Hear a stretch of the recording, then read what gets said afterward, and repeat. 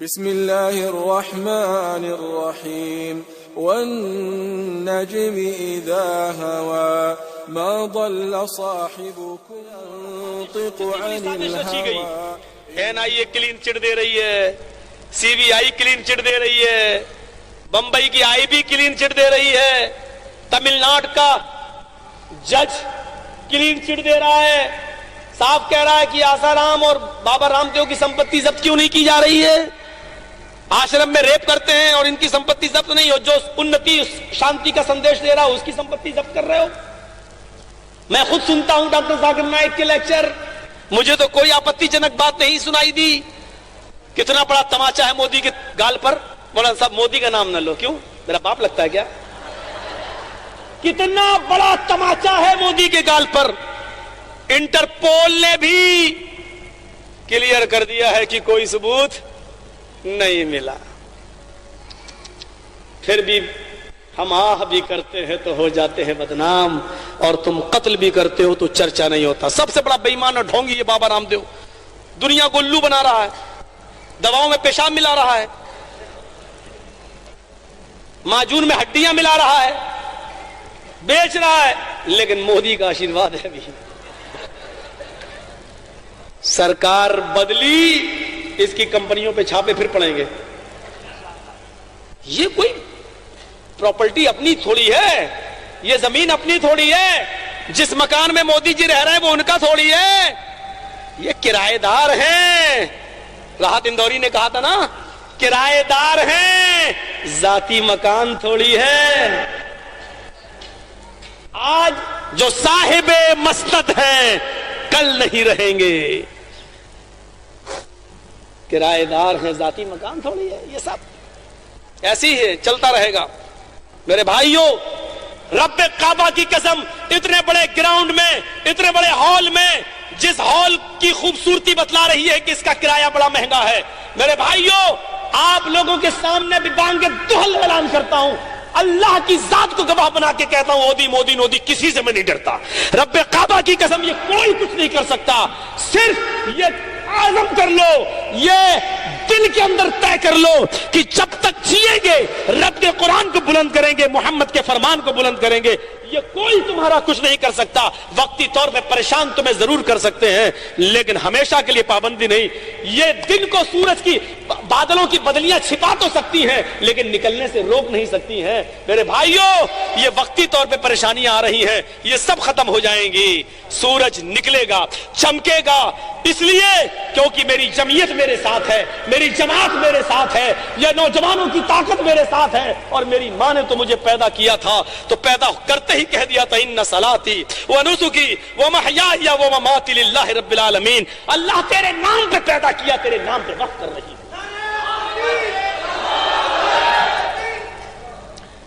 جیلوں میں رہا, میری ماں مجھ سے ملنے آتی تھی تو روتی تھی, لیکن جب مجھ سے مل کے جاتی تھی تو ہنستے ہوئے جاتی تھی.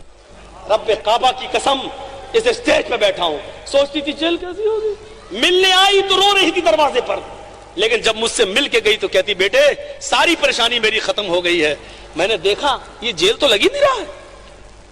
جیلر ہمیں ہاسپٹل دیتا تھا, VIP روم دے رہا تھا, کھانا الگ سے مل رہا تھا, سب کچھ, لیکن پنجڑا سونے کا ہو, پنجڑا پنجڑا ہی کہلاتا ہے. پنجڑا پنجڑا ہی کہلاتا ہے. لوگوں کی نظروں میں یہ تھا نا کہ میں جیل میں ہوں. آپ کیا سمجھ رہے ہو, رام رحیم جیل میں ہے کیا؟ آپ کیا سمجھ رہے ہیں, آسارام باپو جیل میں ہے کیا؟ ہماری اور آپ کی نظروں میں جیل میں ہے, لیکن اللہ کی قسم منتریوں کو بھی اتنے عیش و آرام نہیں ملتے ہوں گے جتنے ان لوگوں کو ملتے. جیل میں جانے کے بعد بھی کہہ رہا مجھے لیڈی ڈاکٹر سے علاج کرانا ہے. ہیگڑی دیکھو, کہتا مجھے لیڈی ڈاکٹر سے علاج کرانا ہے. بتائیے کتنا بڑا بے شرم آدمی ہوگا. جیل میں بھی جو ڈاکٹر لڑکی مانگ رہا ہو, لیڈی ڈاکٹر, کہہ رہی ہے ایک ہے میری جاننے والی, اس سے علاج کرانا ہے.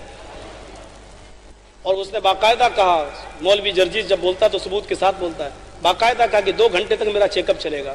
کون سا چیک اپ چلے گا 2 گھنٹے تک؟ یہ ہمیں پڑھا رہے ہیں. مجھے وہ دن یاد ہے جب ہیلی کاپٹر گرا تھا آسارام باپو کا, اور 5 آدمی مر گئے جو گرے, کرش ہوا. اور آسارام بچ گیا, اس کو کچھ نہیں ہوا. تو لوگوں نے اسی دن اس کو بھگوان مانا تھا. ہیلی کاپٹر کرش ہوا, گرا زمین کے اوپر, پائلٹ مر گیا, جہاز چلانے میں 5 آدمی بیٹھے سب مر گئے, بس یہ بچ گیا. اسٹیج پہ آ کے کہتا تھا میں بھگوان تھا اس لیے بچ گیا.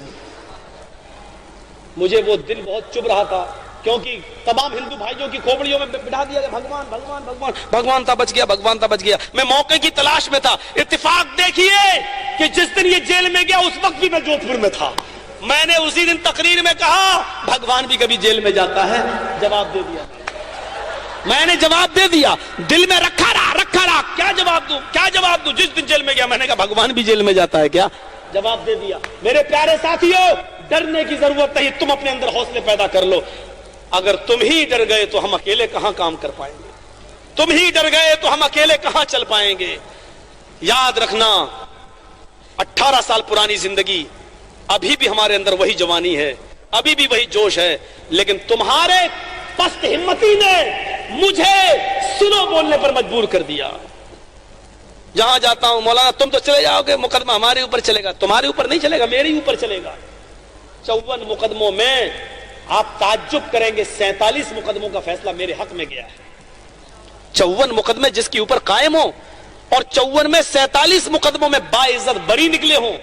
یعنی کورٹ میں جب مقدمہ آتا ہے تو نہیں چل پاتا ہے ثبوتوں کے آدھار پر, ہے ہی نہیں ثبوت, وہاں سے باعزت بری. ابھی میرے اوپر 8 مقدمے اور چل رہے ہیں, 7 47 میں باعزت بری 3 اور وہاں چلے جائیے 4, 7 مقدمے اور چل رہے ہیں. انشاءاللہ اگر آپ کا تعاون ہمارے ساتھ رہا اور آپ کی دعائیں ہمارے ساتھ رہیں تو ان میں بھی کچھ نہیں ہوگا. ایک مقدمہ چل رہا, مودی کو تم نے جھوٹا کہا, یہ کوئی مقدمہ ہے؟ ناگپور میں بولا, کیا کہا, مودی کو جھوٹا کہا, مقدمہ چلا, 2 دن جیل میں گئی, ضمانت ہوئی, اب یہ کیس چلے گا. اب میں ثابت کر دوں گا جھوٹا ہے ہی. اس کا وکیل کہے گا کہ کہاں ہے جھوٹ, میں کہوں گا اس نے کہا تھا کہ نہیں ہر آدمی کے کھاتے میں 15-15 لاکھ جائیں گے, کہاں گئے, دکھاؤ کہاں گئے. میں نے اسی لیے تو کہا تھا, میں ثبوت دے دوں گا, میرا وکیل دے دے گا. تم نے کہا تھا کہ مجھے پردھان منتری نہیں چوکیدار بناؤ, میں اس دیش کی چوکیداری کرنا چاہتا ہوں. تم چوکیدار تھے, پھر وجے مالیا کیسا پیسہ لے کے بھاگا, چوکیدار کیوں سو رہا تھا؟ نیرو مودی کیوں بھاگا؟ چوکیدار سوتا رہا. میں بھارت کے اس دیش واسیوں سے کہنا چاہتا ہوں کہ مجھے ایسا لچر, ایسا کمزور, ایسا کمکرن کی نیند سونے والا چوکیدار نہیں چاہیے, نہیں چاہیے. مجھے وہ حساس چوکیدار چاہیے جو کبھی عمر ابن عبدالعزیز کا وقت ہوا کرتا تھا, کبھی حضرت عمر فاروق ہوا کرتے تھے. عمر فاروق کا بچہ باہر کھیل رہا ہے, 6 سال کی 5 سال کی عمر ہے. بیت المال کے کیشیئر خزانچی حضرت ابو موسیٰ اشعری ہے, جھاڑو لگا رہے ہیں, 1 درہم پڑا ہوا مل گیا. 1 درہم کا میں کیا کروں, پتہ نہیں کس کا گر گیا ہے یہ دروازے پر. یہ چھوٹے چھوٹے بچے کھیل رہے ہیں, سب کے ہاتھوں میں ٹافیاں ہیں, کھانے پینے کی چیز ہے. ایک 5 سال کا بچہ بیچارہ دونوں ہاتھ خالی ہے, اور امیروں کے بچوں کو دیکھ رہا ہے کہ وہ کھا رہے ہیں لیکن اس کے پاس کھانے کی کوئی چیز نہیں ہے. غور سے دیکھا تو وہ عمر کا بیٹا ہے. ابو موسیٰ اشعری وہ 1 درہم لے کر, 1 روپیہ لے کر اس چھوٹے سے بچے کو دے دیتے ہیں, بیٹا تم بھی کوئی چیز دکان سے خرید کر کھا لو, تم ان بچوں کا کیوں منہ دیکھ رہے ہو. اس بچے نے 1 درہم اپنی مٹھی میں لیا. تربیت باپ کی ایسی ملی تھی کہ اس مٹھی کے اس 1 درہم سے مجھے کچھ خریدنا بھی چاہیے یا نہیں, پہلے اپنے باپ سے پوچھ لوں. وہ 1 درہم لے کر اپنے گھر جاتا ہے. باپ نے ولا إله إلا الله سبحان الله